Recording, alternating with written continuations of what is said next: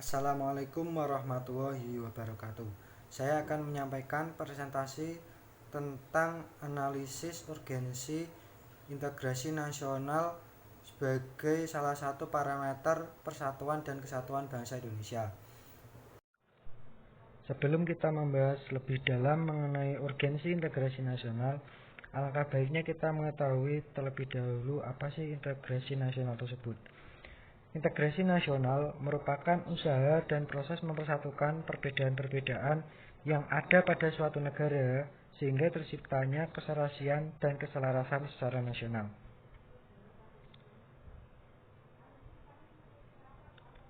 Indonesia merupakan bangsa yang sangat besar, baik dari kebudayaan ataupun wilayahnya. Di satu sisi, hal ini membawa dampak positif bagi bangsa karena kita bisa memanfaatkan kekayaan alam Indonesia secara bijak atau mengelola budaya yang melimpah untuk kesejahteraan rakyat. Namun, selain menimbulkan sebuah keuntungan, hal ini juga akhirnya menimbulkan masalah yang baru. Kita ketahui dengan wilayah dan budaya yang melimpah itu akan menghasilkan karakter atau manusia-manusia yang berbeda pula, sehingga dapat mengancam keutuhan bangsa Indonesia. Dalam konsep integrasi nasional ada dua, yaitu konsep integrasi nasional secara vertikal, yaitu mencakup bagaimana mempersatukan rakyat dengan pemerintah yang hubungannya terintegral secara vertikal. Konsep ini juga mencakup bagaimana menyatukan pemerintah pusat dan pemerintah daerah. Yang kedua, konsep integrasi nasional secara horizontal, yaitu mencakup bagaimana menyatukan rakyat Indonesia yang tingkat kemajemukannya cukup tinggi, bagaimana membangun identitas kebangsaan yang sama meskipun masyarakat memiliki jati diri golongan, agama, etnis, dan lain-lain yang berbeda. Selanjutnya, menurut Suroyo, ada 3 model integrasi dalam sejarah perkembangan integrasi di Indonesia, yaitu 1. Integrasi Imperium Majapahit. Ini merupakan model integrasi pertama yang bersifat kemaharajaan, berstruktur konsentris, yaitu wilayah inti kerajaan meliputi Jawa, Madura. Yang kedua, luar Jawa yang merupakan kerajaan otonom. Kemudian yang ketiga, tanah seberang atau negara sahabat seperti Kamboja dan Thailand. Model yang kedua yaitu integrasi kolonial, merupakan integrasi di atas wilayah Hindia Belanda. Integrasi model kolonial tidak mampu menyatukan segenap keragaman bangsa Indonesia, tetapi hanya untuk maksud menciptakan kesetiaan tunggal pada penguasa kolonial. Model integrasi yang ketiga yaitu nasional Indonesia. Model integrasi nasional Indonesia merupakan tumbuhnya kesadaran berbangsa khususnya pada diri orang-orang Indonesia yang mengalami proses pendidikan sebagai dampak dari politik etis pemerintah kolonial Belanda.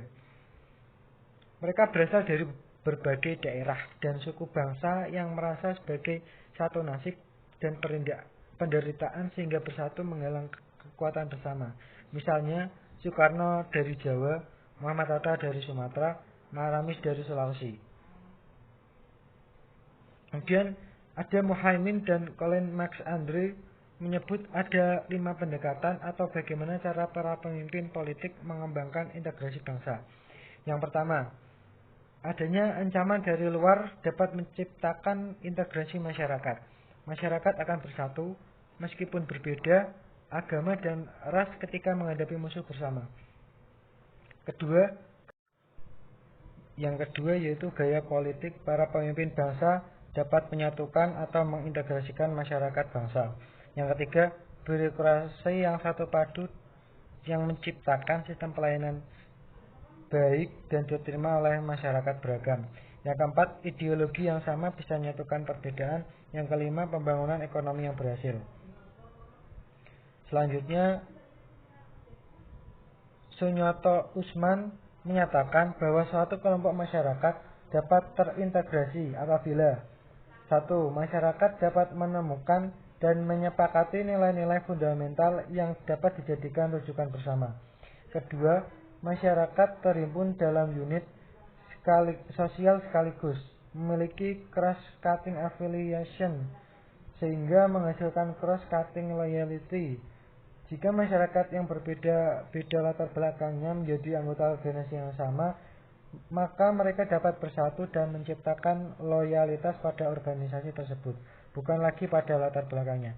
Yang ketiga, masyarakat berada di atas memiliki sifat saling ketergantungan di antara unit-unit sosial yang terhimpun di dalamnya dalam memenuhi kebutuhan ekonomi. Apabila masyarakat saling memiliki ketergantungan, saling membutuhkan, saling kerjasama dalam bidang ekonomi, maka mereka akan bersatu. Namun jika ada yang menguasai suatu usaha atau kepemilikan, maka yang lain akan merasa dirugikan dan dapat menimbulkan perseteruan. Dalam mewujudkan integrasi nasional Indonesia, tantangan yang dihadapi datang dari dimensi horizontal dan vertikal. Dalam dimensi horizontal, tantangan yang ada berkenaan dengan pembelahan horizontal yang berakar pada perbedaan suku, agama, ras, dan geografi. Sedangkan dalam dimensi vertikal, tantangan yang ada adalah berupa celah perbedaan antara elit dan massa, di mana latar belakang pendidikan kekuatan menyebabkan kaum elit berbeda dari massa yang cenderung berpandangan tradisional. Masalah yang berkenaan dengan dimensi vertikal lebih sering muncul ke permukaan setelah berbaur dengan dimensi horizontal, sehingga hal ini memberikan kesan bahwa dalam kasus Indonesia, dimensi horizontal lebih menonjol daripada dimensi vertikalnya. Terkait dengan dimensi horizontal ini, salah satu persoalan yang dialami oleh negara-negara berkembang, termasuk Indonesia, dalam mewujudkan integrasi nasional adalah masalah primordialisme yang masih kuat. Titik pusat goncangan primordialisme biasanya berkisar pada beberapa hal, yaitu masalah hubungan darah atau kesukuan, jenis bangsa atau ras, bahasa, daerah, agama, dan kebiasaan. Masih besarnya ketimpangan dan ketidakmerataan pembangunan dan hasil-hasil pembangunan dapat menimbulkan berbagai rasa tidak puas dan keputusasaan di masalah SARA, gerakan separatisme dan kedaerahan.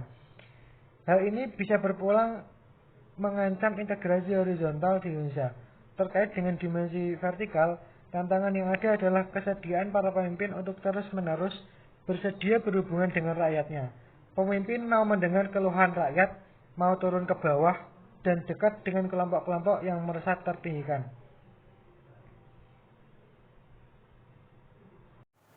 Sekian presentasi dari saya. Bila ada kata yang kurang berkenan, saya mohon maaf. Wabillahi taufiq wal hidayah. Wassalamualaikum warahmatullahi wabarakatuh.